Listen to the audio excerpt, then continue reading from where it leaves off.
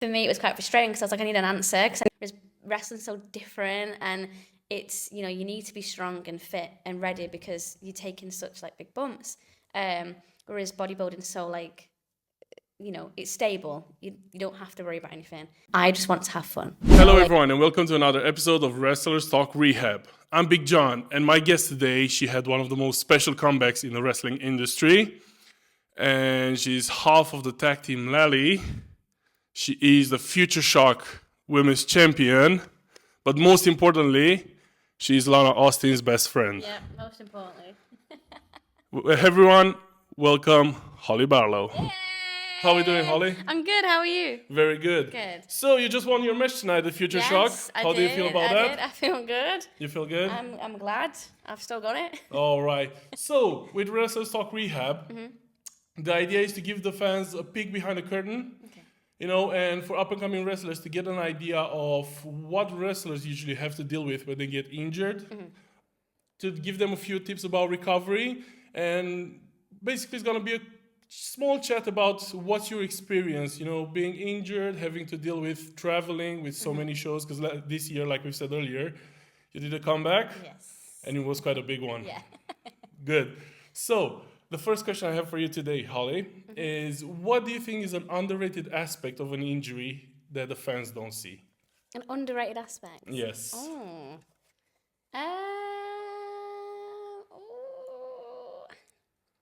I think it's the not knowing, because in my situation, a lot of, unless you can kind of go private, a lot of medical professionals don't really understand.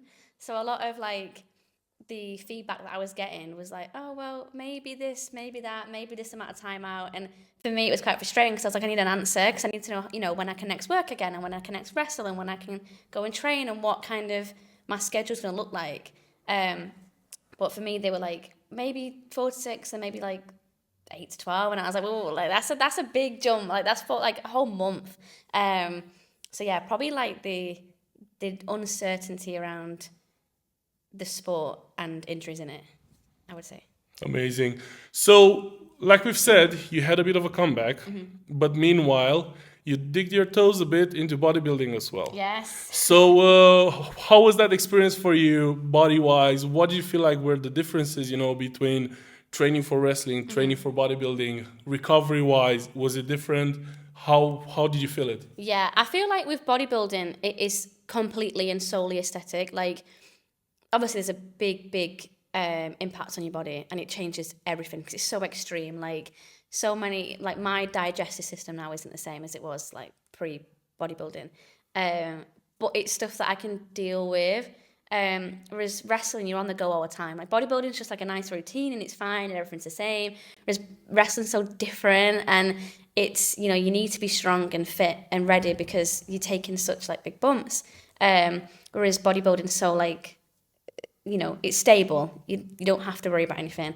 Whereas here, you're constantly training to prevent injury, and you get better cardio and run quicker and take moves better, and everything's so different. So the two are so kind of the same, but like completely different at the same time. Yeah.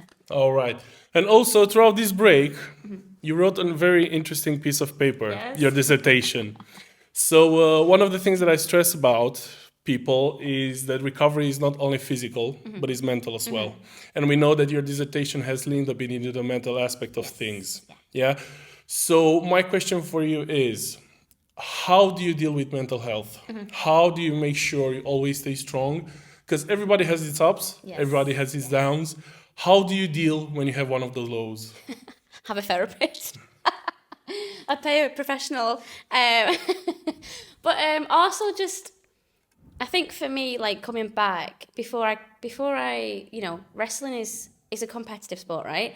Everyone's got so much pressure to do well and get good feedback and make the fans happy, and make the promoters happy, make themselves happy, make the workers happy. And I think just taking that mental load off and just knowing like it's one step at a time. If this match doesn't go well, then who cares? Because the next match will, and I think for me coming back, that was the biggest aspect of coming back to wrestling was I just want to have fun. Like who would my younger self want me to be now? I want to have fun, I don't want to be stressed. Like I can have a bad match and be sad about it, but once I leave the venue, right, that's it. You know, don't be sad. Just crack on and do better next time. And it's just really important. And then also, yeah, I pay a medical professional to keep me in check. But yeah, and just be around good people as well. You know, you pick and choose your friends. And I think having a good social circle is probably 90% of it as well. Amazing. You mentioned a bit about your younger self. I'm gonna spin the question a bit. So you have all the knowledge that you have right now about recovery, about the mental aspect.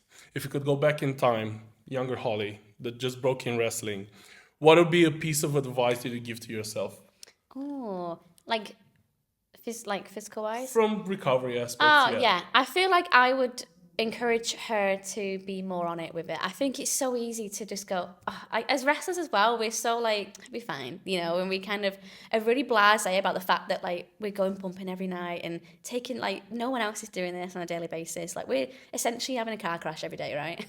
And I just feel like we underestimate how much that puts on our body. And I wish when I was younger, I would stress the importance of, you know, just not, you know, you don't have to go to the gym every day or anything like that, but just looking after myself, eating well, going to the gym, looking after myself in the gym, not doing crazy stuff, like being safe.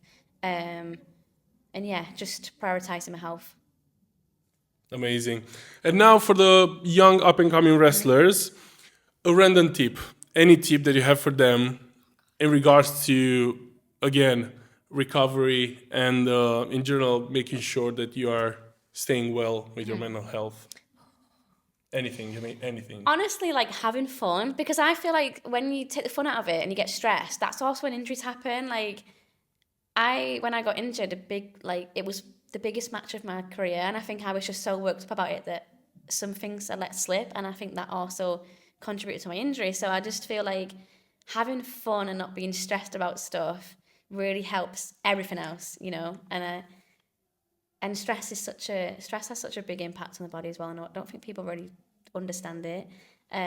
So yeah, I would say just have fun and try and manage stress levels a lot better. Amazing, Holly. Thank you so much for so doing much. this. It was Thank such a you. pleasure having you on Thank the on this episode. And for you back home, if you want to see more interviews like this one, please make sure you hit the like button, subscribe to the channel, and yeah, who knows who's gonna be next on the chair next to me. Thank you very much.